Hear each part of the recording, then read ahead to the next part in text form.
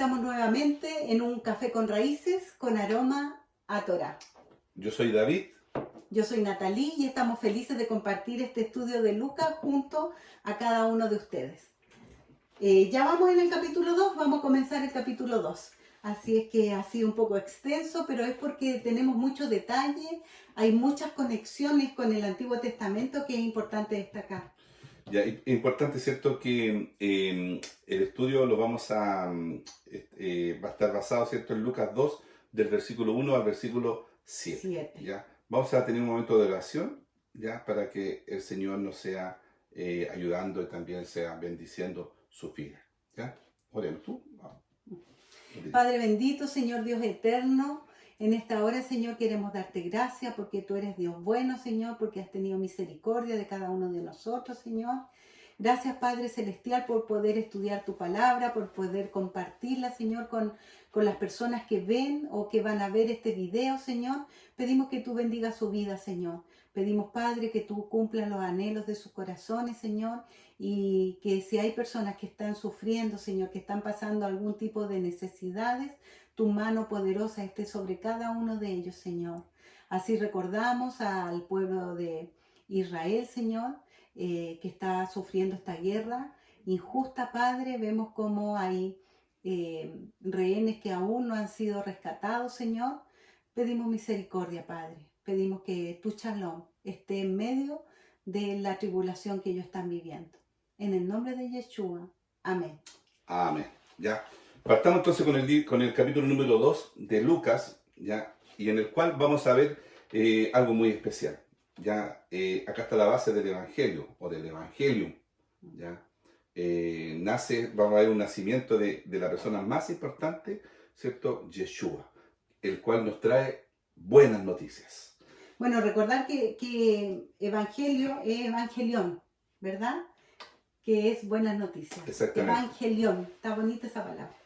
¿Ya? También, bueno, es necesario, ¿cierto? Si hay buenas noticias, tiene que haber malas noticias, ¿ya? La mala noticia, ¿cierto?, de la que podemos ver ahora, es que Adán pecó y fue destituido, ¿ya? Fue echado del Edén. Hubo una separación de Adán con Dios, del hombre, ¿ya? Adán es el primer hombre con Dios. Adán perdió su comunión, esa intimidad que tenía con el Eterno allí en el huerto, ¿ya? La buena noticia es que Dios se vistió de humanidad, se hizo hombre, ¿cierto? Él no escatimó, como dice su palabra, ¿cierto?, ser igual a Dios como cosa que aferrarse, sino que se hizo hombre por amor para con nosotros y así, ¿cierto?, reconciliarnos y redimirnos, ¿ya? Yeshua vino a recuperar lo que Adán perdió, ¿cierto?, por el pecado, ¿ya? En 1 Corintios 15, 45 dice así también está escrito: fue hecho el primer hombre Adán, alma viviente. El postrer Adán, Yeshua, espíritu vivificante, no viviente, vivificante. Aquel que vivifica en nuestro corazón. Adán es un ser viviente, pero el Cristo, ¿cierto?, es el que vivifica nuestro corazón, el que trae vida a nuestros corazones, producto del pecado. ¿Ya? Bueno, y aquí vemos el comienzo de estas buenas noticias, ¿verdad? De Lucas 2:1 al 2 dice: aconteció que en aquellos días que se promulgó un edicto de parte de Augusto César, que todo el mundo fuese empadronado. Este fue el primer censo que se hizo siendo Cirenio gobernador de Siria. Recordar que en Hechos después nos relata otro censo. Recordemos que Judea estaba bajo el Imperio Romano, ¿verdad? En ese tiempo el Imperio Romano era el que gobernaba el mundo y Augusto César era el emperador romano, quien reinó desde el año 30 a.C. hasta el año 14 después de Cristo. Y dice que en aquellos días donde él estuvo gobernando en este periodo, ¿cierto?, se promulgó un edicto para realizar un censo. ¿Cuándo? Cuando Cirenio gobernaba Siria. Y uno puede ir, ¿cierto?, a la historia universal y uno ve que Cirenio en este mismo periodo estuvo ejerciendo como gobernador o gobernaba esta región. Correcto. En Lucas 2:3 dice: e iban todos para ser empadronados, cada uno a su ciudad. ¿Ya? Como bien decía, ¿cierto tú? toda esa región de Judea debía ser empadronada, ¿ya? Debía ser censada, debían saber cuántas personas eran, ¿ya? Y cuántos impuestos adicionales, ¿cierto? Lo más probable era la que le iban a cobrar a estas personas.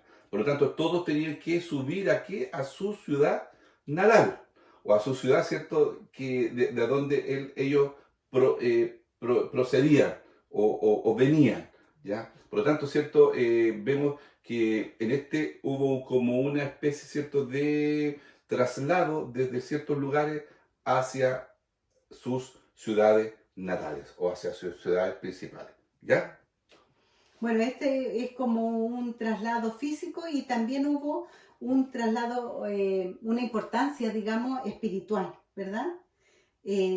Porque el mundo a partir de este minuto cambió para siempre, Correcto. por el nacimiento de Yeshua. Siguiendo con el relato bíblico, en Lucas 2.4 dice, y José subió de Galilea, de la ciudad de Nazaret, a Judea, a la ciudad de David, que se llamaba Belén, por cuanto era de la casa y familia de David. Aquí se justifica por qué José tuvo que trasladarse, ¿verdad? Lucas entrega mucha información. Él quiere que nos quede claro la procedencia profética de todos estos lugares. Hay dos cosas importantes, o dos lugares importantes, que es la región de Galilea, ¿verdad? Nazaret y también la parte donde nos habla de Belén. Galilea se encontraba en la zona norte de Israel y tiene un área aproximada de 4.000 kilómetros cuadrados. Esta zona es rica en llanuras fértiles y en áridas montañas. La distancia entre Nazaret y Belén hoy en día es de 173 kilómetros por vehículo. Demora más o menos unas 2 horas y media en recorrerlo. Pero en tiempos bíblicos eran unos 150 kilómetros que más o menos se piensa que María y José demoraron 7 días en recorrer estos 150 kilómetros debido al estado en el que se encontraba María de un embarazo ya de término. Recordemos que Galilea, que vimos, ¿cierto?, anteriormente, Galilea significa revelar algo o que algo va a ser revelado. Y en esta escritura, en este estudio, algo se nos va a revelar también. Vemos que José subió de Galilea, donde se revelará algo muy importante para el mundo. ¿Qué será lo que se va a revelar? Es importante, hermanos, que entendamos que cada vez que la palabra, ¿cierto?, dice y subió, siempre el subir, ¿ya?, nos lleva a otra esfera. A una esfera elevarse mayor. espiritualmente. María y José, como dice el versículo, ¿cierto?, que leímos, subieron. O sea, van a ser elevados espiritualmente a un lugar mucho más alto. Eso es sumamente importante que nosotros lo tengamos en claro, ¿ya? Cada vez que usted lea y subieron, es porque el Señor lo está llevando a un lugar mucho mejor, ¿cierto?, en la vida espiritual de una persona, ¿ya? La palabra hebrea, ¿cierto?, de Nazaret o Nazaret es Natzra, ¿ya? Y que viene de la raíz Nester, ¿ya?, que se traduce como brote o vástago, ¿ya? Nuestro Mesías, según la profecía, debía ser llamado el Nazareno, ¿ya? Como decía, ¿cierto?, Nati la vez pasada, ¿ya?, en nuestros capítulos anteriores, ¿cierto? Hay una diferencia entre ser nazareno y tener el voto nazareo, ¿ya? Yeshua no tuvo el voto nazareo, pero sí él era llamado Jesús de Nazaret o Jesús el Nazareno, ¿ya? En Mateo 2.23 dice, y vino y habitó en la ciudad que se llama Nazaret, para que se cumpliese lo que fue dicho por los profetas, que había de ser llamado Nazareno. Allí, ¿cierto? Mateo está indicando que él se fue a esa ciudad para vivir, porque se tenía que cumplir allí lo que estaba escrito, ¿dónde? En Isaías 11.1. allí está cumplida esa profecía. Dice, saldrá una vara del tronco de Isaí. Sabemos que Isaí, ¿cierto?, es el padre de David. Y un vástago retoñará de sus raíces. Recién, ¿cierto?, dijimos, ¿cierto?, que Nazaret viene de Netzer, ¿cierto?, que significa vástago o retoño. Entonces allí se cumple que el Yeshua, el Mesías, o el Mashiach, ¿cierto?, tenía que ser un nazareno. ¿Ya? Bueno, aquí vemos el argumento de Mateo, que podría ser que Yeshua estaba brotando, ¿verdad? Cuando nació, estaba brotando nuestro Salvador.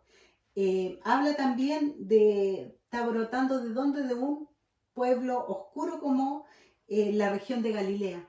Sabemos que Nazaret se decía, ¿y qué bueno va a salir de Nazaret? Bueno, salió nuestro Mesías y cambió esto que se hablaba mal de este lugar geográfico, ¿verdad? En el cual creció nuestro Mesías, en Nazaret. Resulta que suena igual la palabra a la profecía que representa una rama, un vástago, porque nuestro Mesías brotó. Sí, es un netzer, un brote, una rama que sale del tronco de Isaí. ¿Quién era Isaí? Dijimos, ¿cierto? Era el padre de David.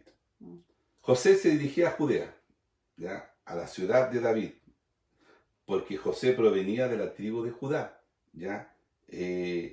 Recordemos eso. Entonces, por lo tanto, como él procedía de esa tribu, ¿cierto?, de la tribu de Judá, tenía que subir, y bueno, y él había... Específicamente a la ciudad de a la Belén. ciudad de Belén, ¿cierto? Era donde él había nacido, pero él venía de la tribu de Judá. ¿Ya? ¿Qué significa Belén?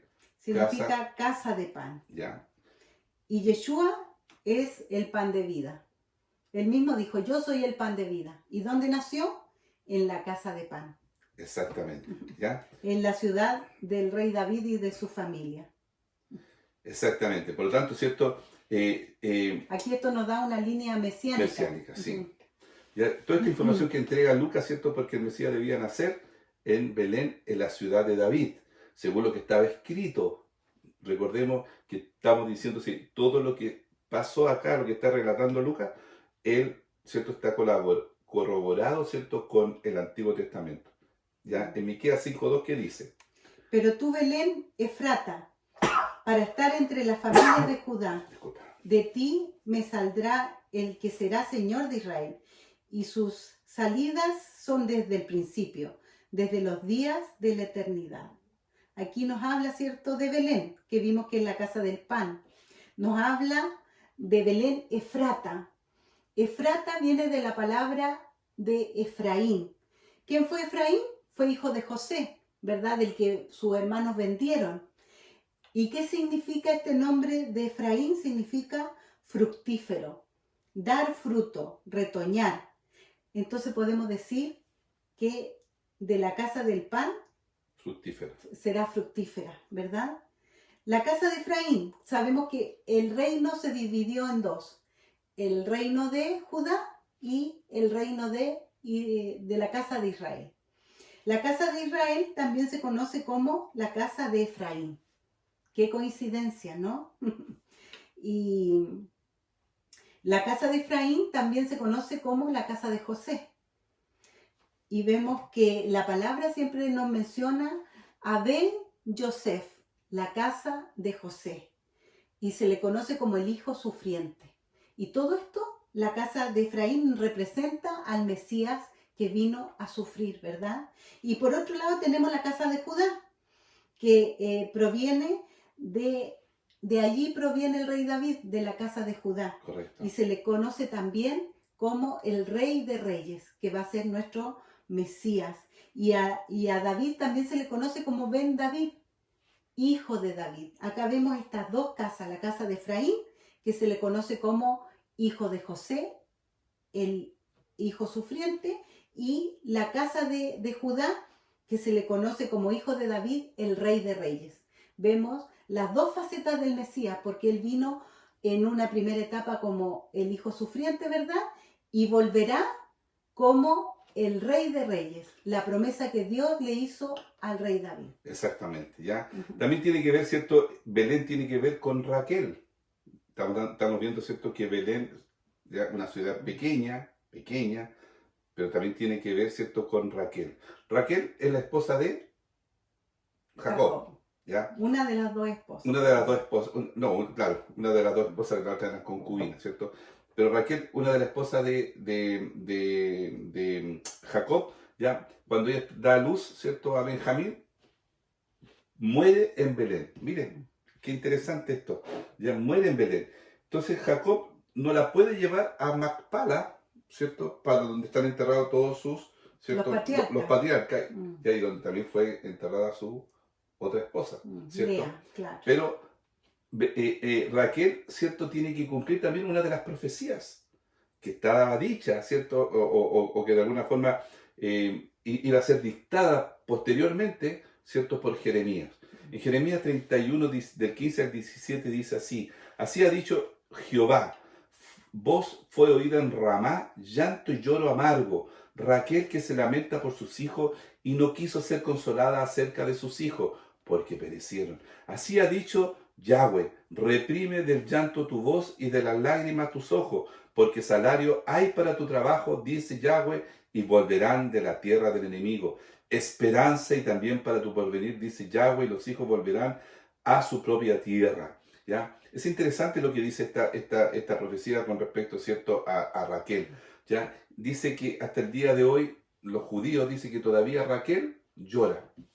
Y ¿Ya? lo vemos con lo que está pasando, ¿cierto? Bueno, Belén no es parte Hoy hoy en día, día sí, de la tierra de Israel. exactamente. Y Raquel está enterrada allí como fuera de la tierra de Israel hoy en día y llora todavía por todos estos hijos que están en Belén y que no pueden retornar. Exactamente, ¿ya? Oye, por eso esta profecía es dada, todavía permanece hasta el día de hoy, ¿cierto? Hasta cuando vaya a ser consolada, ¿ya? Cuando Esto, retornen todos cuando sus hijos. claro, porque el pueblo de Israel, ¿cierto? Las 10 tribus que dice, que nos explicaba recién Nati, ¿cierto? Van a volver algún día a la tierra prometida. Y no nos cabe duda, hermano, que en un tiempo muy prudente, corto, ¿cierto? Israel va a tomar todo lo que le pertenecía porque fue entregado, porque le fue entregado por Yahweh, ¿ya? Una promesa a Abraham. Y esa promesa, ¿cierto?, que fue dada a Abraham, Isaac y Jacob, tiene que ser cumplida. Y esta mujer, ¿cierto?, dice que va a ser consolada cuando eso pase, Cuando ¿ya? retornen. Cuando haya un retorno. Por lo tanto, ¿cierto?, es importante también, Belén, ¿cierto?, producto de esta profecía, De Raquel. ¿cierto?, de Raquel, ¿ya? Y por algo Raquel murió allí en Belén, ¿ya? Bueno, y también Belén es importante porque conocemos el relato de Ruth, una moabita, ¿verdad? Que hizo una tremenda declaración de fe. Una vez que volvió junto a su suegra Noemí, volvieron a la tierra de Belén. ¿Y qué dijo estando en la tierra de Belén? Le dijo, tu pueblo será mi pueblo y tu Dios será mi Dios. Es la misma declaración que hicimos nosotros, ¿cierto, David? Cuando uno viene a los pies de Cristo, uno le dice a Dios, tu pueblo será mi pueblo y tu Dios será mi Dios, porque dice la palabra que hay un solo pueblo, que es el pueblo de Israel. Y nosotros hemos sido injertados en este pueblo a través de Yeshua. Sabemos que Ruth fue la bisabuela del rey David. Aquí vemos algo muy interesante también con respecto al pariente redentor de Ruth, que fue Boz, ¿verdad? Y Boz es una sombra también del Mesías. Vamos a ver el relato que está en Deuteronomio 25 del 5 al 10, donde vemos, esto era parte, ¿cierto?, de lo que Dios le entregó a Moisés. ¿Pueden leerlo, por favor? Es importante que ustedes lo lean, ¿ya? Se lo voy a dejar como tarea, pero es importante un poquito explicar, ¿ya? Que este pasaje, ¿cierto?, nos dice, ¿ya?, que cuando una mujer queda, ¿cierto?, viuda, un pariente tiene que redimirla, ¿ya? Y si no es ese pariente, ¿cierto?, tiene que ser otro pariente, pero alguno de la línea, ¿cierto?, De la familia. de su esposo, ¿cierto?, tiene que redimirla. Y si no es así, ¿cierto?, tiene que venir donde los ancianos, ¿ya?, explicar la situación y allí, ¿cierto?, y el hombre el pariente tiene que explicar por qué, ¿cierto?, no fue o no la quiere redimir, ¿ya? Pero en este caso de vos, sí la redimió. Claro, y acá ¿Entiendes? en el texto dice, y le quitará el calzado del pie y le escupirá en el rostro al que no quiere redimir al pariente, y hablará y dirá, así será hecho al varón que no quiere edificar la casa de su hermano, y le dará este nombre y se le dará este nombre en Israel, la casa del descalzado. Todo Exactamente. esto nos habla del pacto de sandalia, que es muy interesante, que en el caso de Ruth fue así, porque el pariente que le correspondía redimirla no tuvo ningún interés, pero sin embargo vos tuvo el interés de redimirla y vemos cómo la línea del Mesías viene a través de esta moabita, que era una gentil, ¿verdad? Exactamente. Ruth fue la mamá de Obed, Obed fue el papá de Isaí, Isaí fue el papá del rey David. Y Dios hizo un pacto con él de que en su linaje iba a venir, ¿cierto?, el Mesías. El Mesías. En esta familia se estableció el linaje mesiánico, donde ahora estamos viendo que se está manifestando esta redención a través de Yeshua que está naciendo en Belén. Exactamente. Todo esto sucede en la pequeña ciudad de Belén.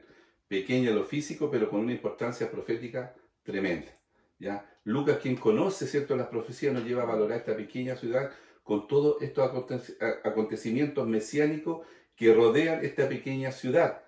¿Ya? Recordemos que Belén era pequeña, pero saben que todo lo profético estaba allí, así como muy concentrado. José, el esposo de María, viene de la descendencia de David, ¿ya? Que lo habíamos ya visto, y el Mesías, ¿cierto?, proféticamente debe venir de ese linaje, ¿ya?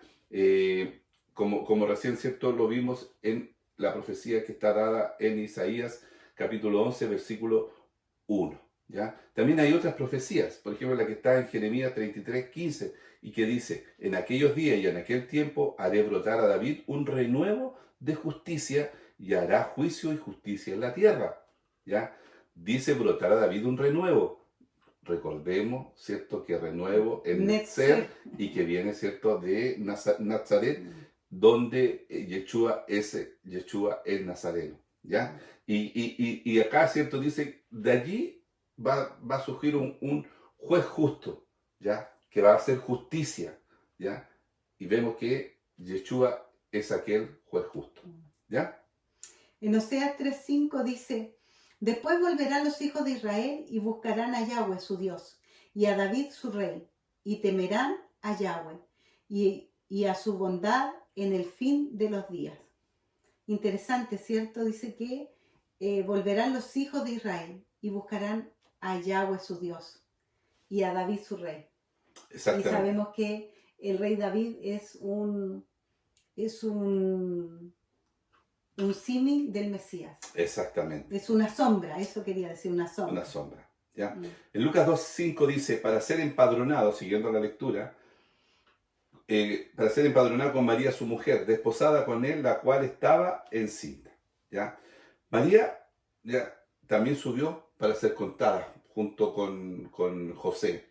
Recordemos que ella venía, ¿cierto?, ya en su estado casi final de su embarazo, ¿ya? Por lo tanto, ¿cierto?, el caminar corrió mucho riesgo, ¿ya? Pero era necesario porque la profecía así lo indicaba, que tenía que nacer en Belén, y se dieron todas estas condiciones para que se diera allí, o sea, todo lo que hizo el Eterno, ¿ya?, de colocar a este varón, ¿ya?, primero Augusto César, ¿cierto?, de hacer un censo, ¿ya?, gobernador, ¿cierto?, Cirenio, que tuvo que era en ese tiempo el que de alguna forma ayudó para que esto se produjera, ¿ya? Todo lo hizo el Eterno, ¿para qué? Para poder, ¿cierto?, llegar a Belén, para que se cumpliese, ¿cierto?, la profecía que estaba indicada, ¿cierto?, en su palabra, en los profetas,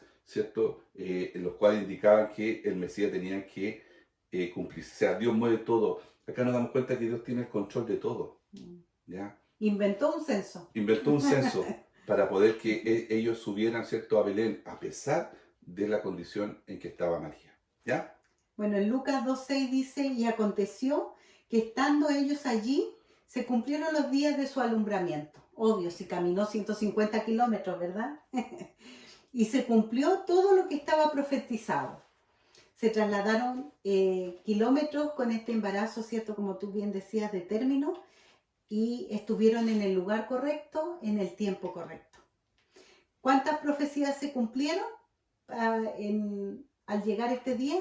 Se cumplieron más o menos como 14 profecías, ¿cierto? Que hablan específicamente sobre el nacimiento de Yeshua, como que iba a ser nazareno, que iba a nacer en la ciudad de Belén, ¿verdad? Y bueno, una serie de Y las que vimos también hoy día. Recordemos que cada vez nosotros estamos marcando cuando son las profecías, como recién leíamos de Jeremías, ¿cierto? De Isaías. Es importante que las profecías sobre Yeshua son más o menos como 300. ¿Ya? En Lucas 2.7 dice, que es el último versículo, dice, y dio a luz a su hijo primogénito, y lo envolvió en pañales y lo acostó en un pesebre, porque no había lugar para ellos en el mesón. En este solo versículo tenemos mucha información. Ya, este versículo destaca que María dio a luz a su primogénito. ¿Ya? No dice el primogénito de José, no dice nuestro primogénito, sino que Lucas resalta a María. ¿Por qué? Porque también quiere exaltar o quiere, ¿cierto?, afirmar de que el hombre, José, no tuvo nada que ver en la concepción de este muchacho. Perdón, de Yeshua, ¿cierto? No tuvo nada que ver, porque fue a través del Espíritu Santo, tal cual nosotros ya lo vimos, ¿cierto?, en el cual fue concebido Yeshua. Por lo tanto, ¿cierto?, el primogénito es, ¿cierto?, es relacionado con María. ¿Ya? Es interesante y de alguna forma, ¿cierto?, ahí como uno se da cuenta de que realmente debió ser así, porque Yeshua no era un hombre cualquiera, se hizo hombre por amor a nosotros. O sea, como decíamos, Dios se vistió de humanidad. Claro, pero él no es hombre, por lo tanto tenía que ser, ¿cierto?, concebido por el Espíritu de Yahweh. ¿Ya? Y después dice, ¿cierto?, y lo envolvió en pañales, y tú lo puedes. Dice, y lo envolvió en pañales. La palabra pañales la encontramos en el Strong como G4683, que es la palabra esparganó, que significa envolver en tiras. ¿A quiénes se le envolvía en esta época en tiras?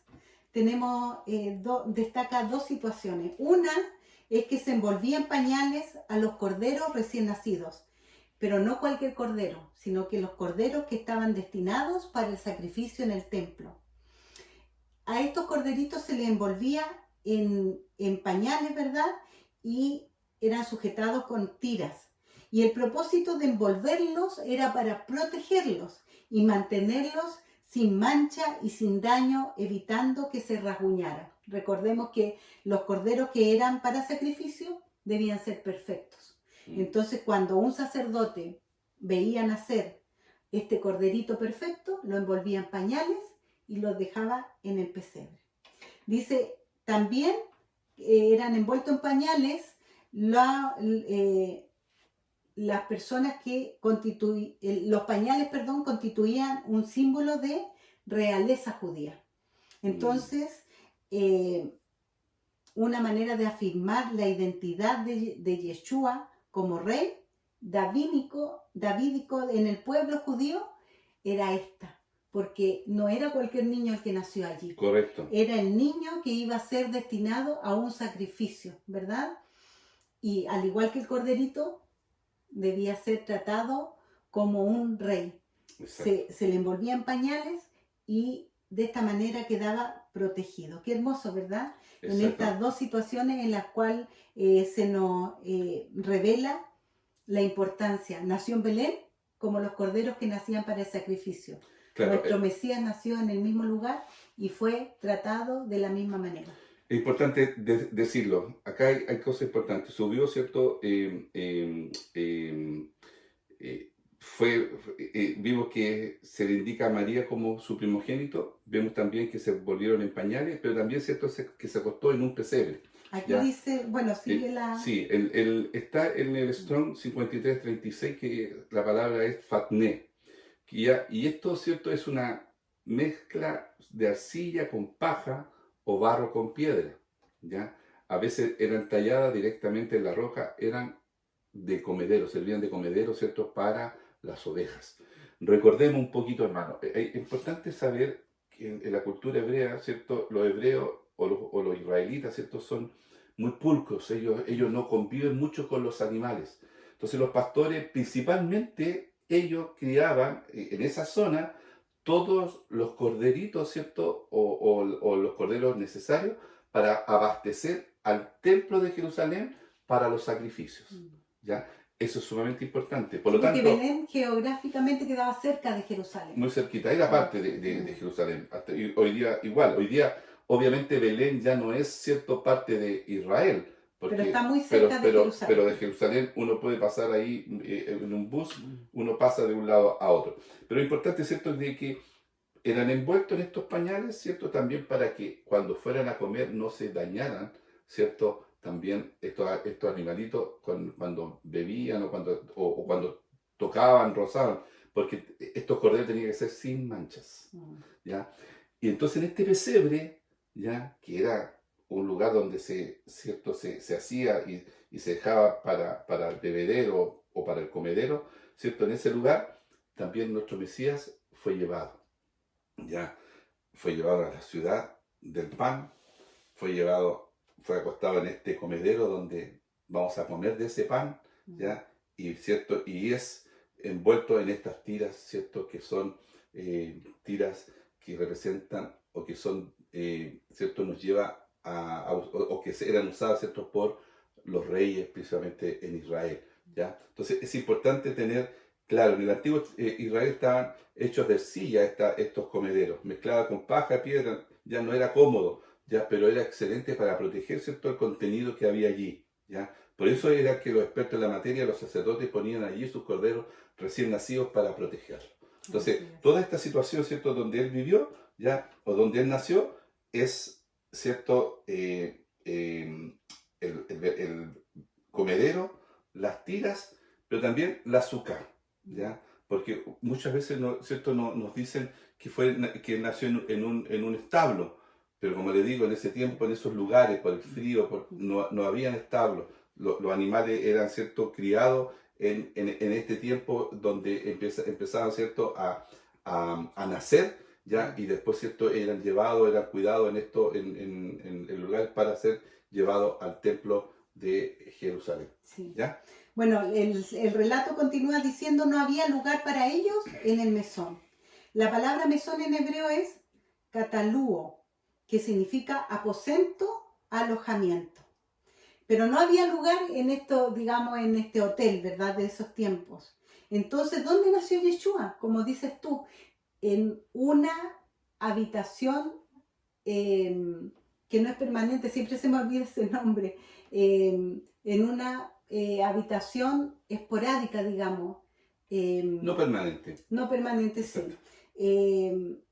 En una tienda hecha de madera, ¿cierto? Hoy se me olvidó la palabra, pero bueno, después me voy a acordar. Y nació realmente en diciembre, en Belén, en pleno invierno, porque hay que decir que en Belén o en la tierra de Israel cae nieve, ¿verdad? Llueve poco, pero en invierno llueve, hace mucho frío. Entonces, vamos a ver acá un relato en Jeremías 36, 22, donde dice, y el rey estaba en la casa de invierno. O sea, el rey salía de su castillo, digamos, ¿cierto? De su palacio, y se iba a una casa de invierno en el mes noveno, Kislev, y había un brasero ardiendo delante de él. Acá vemos el mes de Kislev, es el mes de diciembre, donde supuestamente nació Yeshua, pero vemos que en el invierno era muy difícil que sucediera esto. ¿Perdón? Sí, para hacer una mención. Nosotros cuando hablamos mes de diciembre no estamos hablando del día 1 al día 31, estamos hablando más o menos de los ¿cierto? Del día 10, porque es cuando sale la luna llena, ¿cierto? Allí parte el mes, ¿cierto? Del pueblo de Israel, ya, de Israel. Por lo tanto, ¿cierto? Puede ser parte de diciembre, parte de enero, ¿ya? Que es más o menos el mes, un mes, ¿ya? Pero pues, es diciembre, y si es enero, peor todavía, ¿ya? Sí. Porque hace más frío.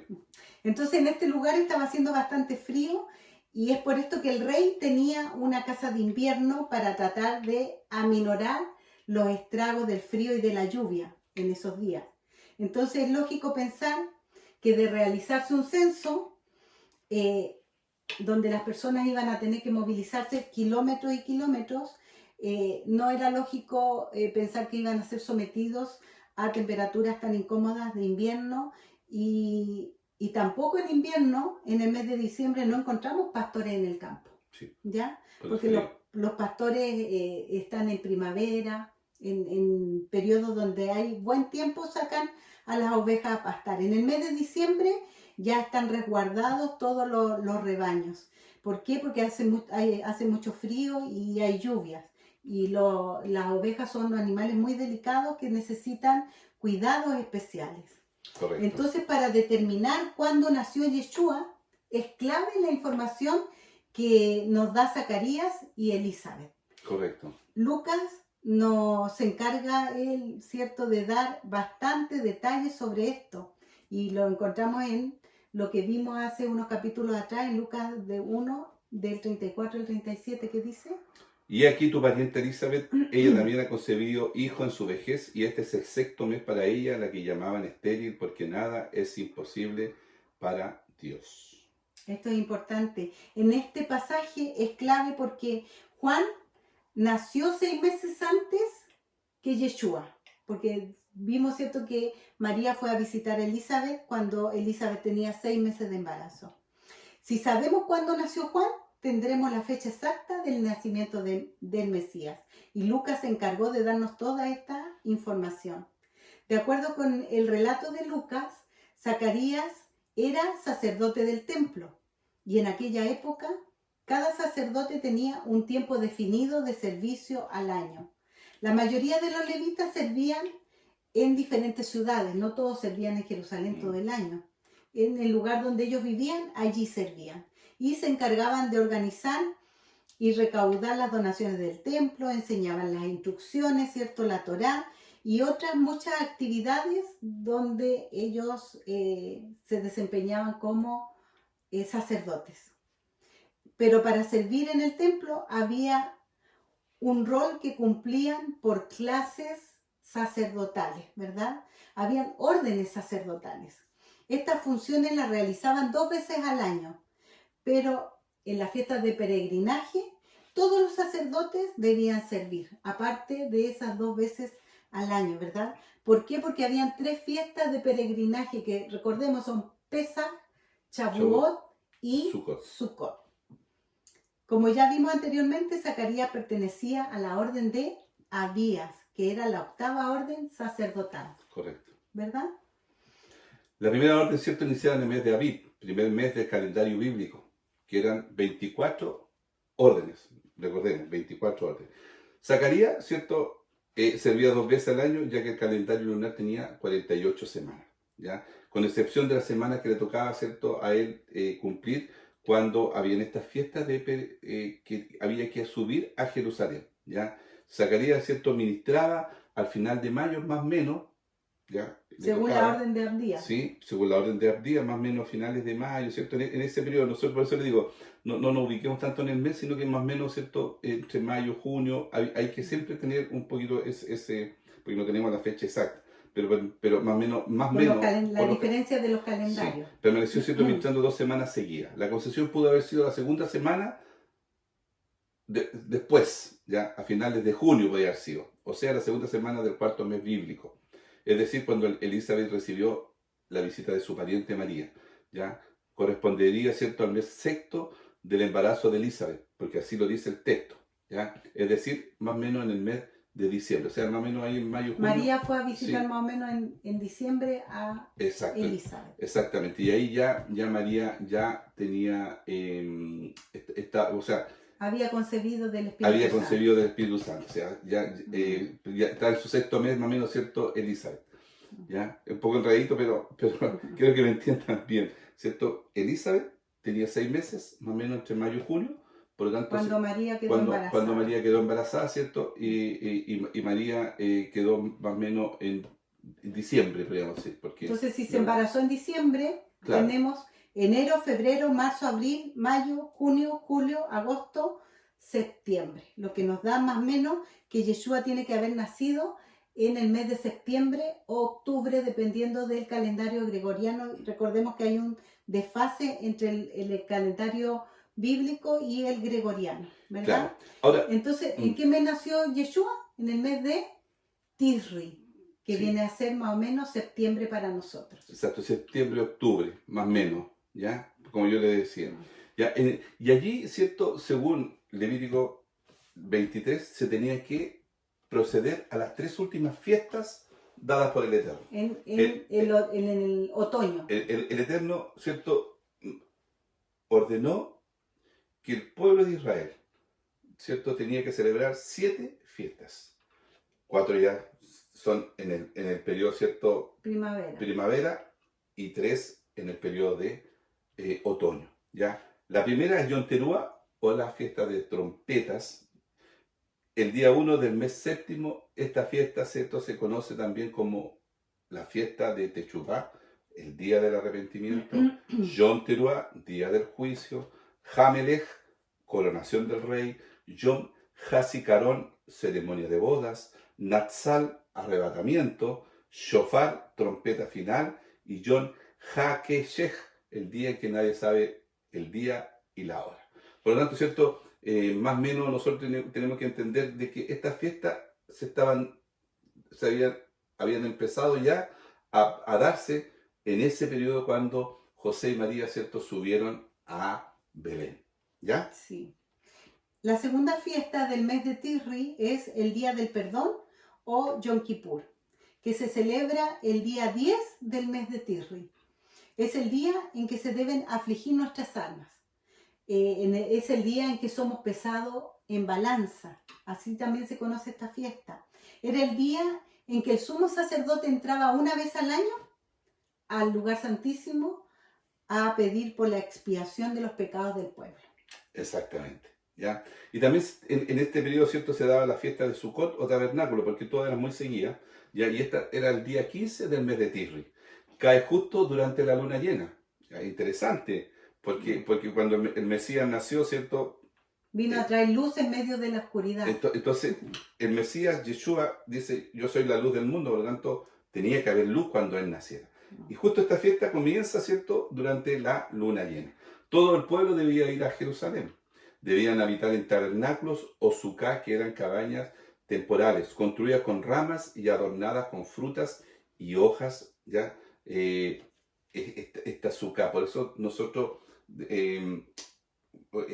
o de alguna forma, ¿cierto?, entendemos de que lo que ese establo, ¿cierto?, era una sucá. O sea, no era un establo, sino que era una sucá, una vivienda temporal. Exactamente, ¿ya? Debían habitar allí, en ella, ¿cierto?, 8 días que duraba la fiesta, para recordar el tiempo que vivieron en el desierto durante 40 años y Dios tabernaculizó en medio del pueblo. Acá hay algo interesante, hermano, ¿ya? Miren, Lucas es súper aguja, podemos decir así, como detallista, y si si hubiera nacido un establo, él lo hubiera puesto. Si hubiera nacido con otros animales, él lo hubiera puesto. Porque él era muy detallista en todo. Claro. Entonces, él no colocó el establo porque él, ¿cierto?, a las personas que iban dirigidas, ¿cierto?, su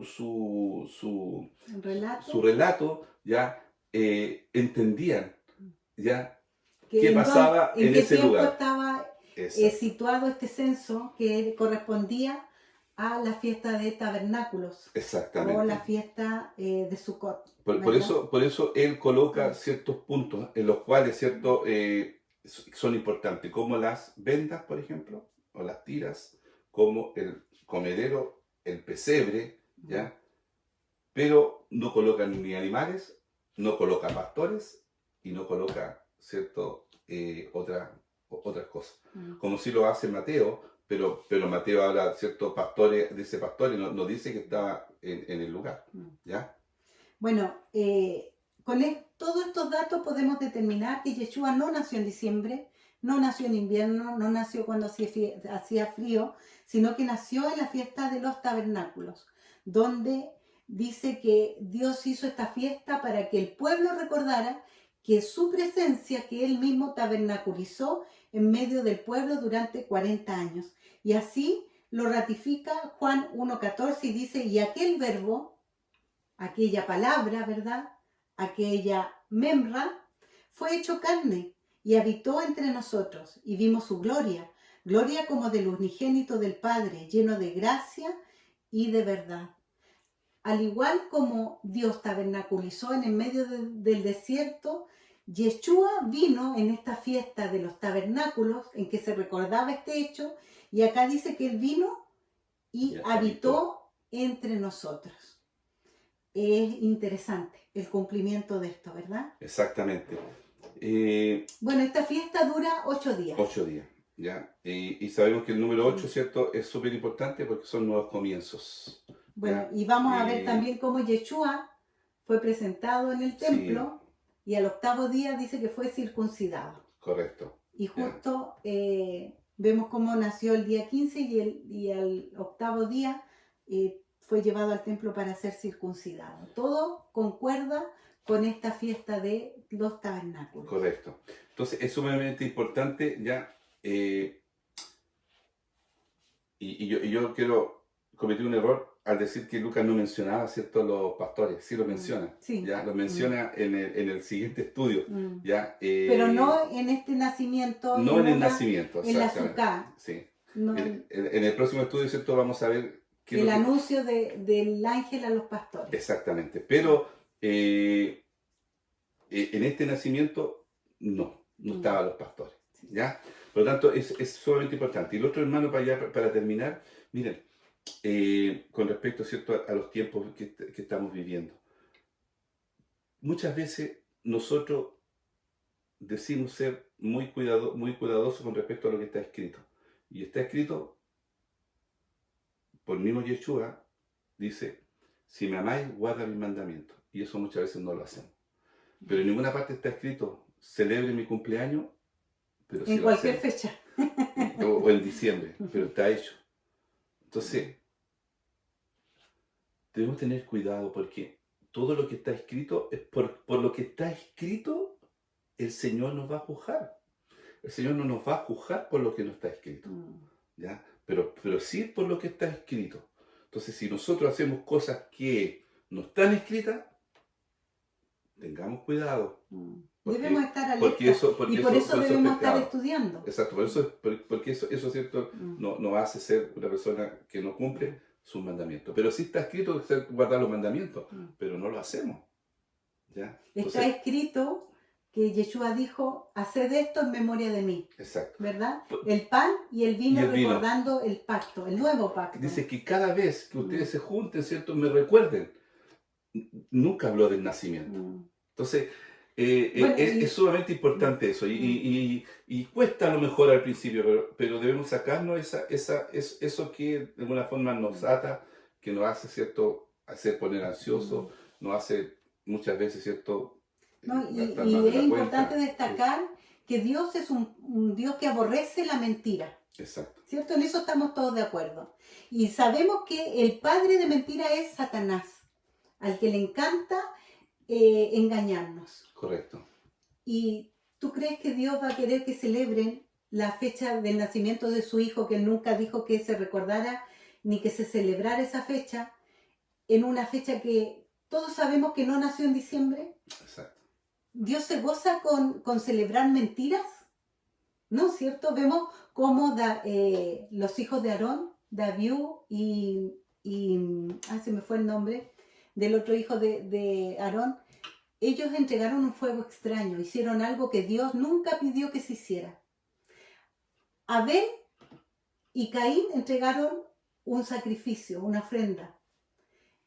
Y Caín entregó lo que Dios no había pedido que se entregara. la humanidad celebra una fecha que Dios nunca dijo que se celebrara. Exacto. Debemos tener cuidado. Sí, hay que tener cuidado, hermano. Cada uno, esperamos que el Señor revele, en base a lo que estamos estudiando, ¿cierto? El Señor revele lo que hay en lo que Él quiere, ¿cierto? Mostrarnos hoy día. Lo que hay en su corazón. Y Él quiere mostrarnos la verdad. Y la verdad dice que nos va a hacer libres, ¿ya? Y nos dejó 7 fiestas hermosas para 7 celebrar, que las 7 fiestas hablan del plan de redención a través de Yeshua. Exactamente. Él murió en una fiesta, fue enterrado en otra fiesta, fue resucitado en otra fiesta, resucitó en otra fiesta y fue entregado como primicia.